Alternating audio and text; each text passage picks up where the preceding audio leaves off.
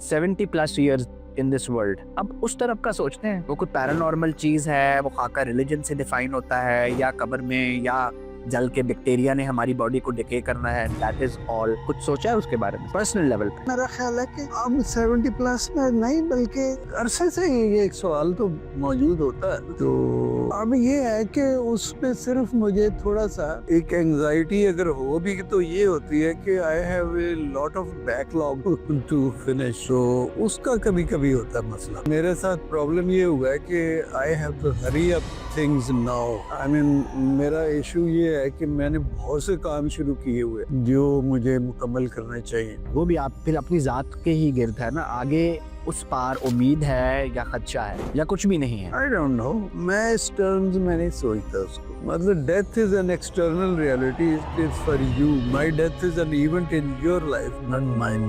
बिल्कुल, I also think similar कि दूसरों की मौत से हमें परेशानी तो होगी, बाकी करें कि हमारा क्या लेना देना। हाँ, मेरा कोई उससे तल्लुक।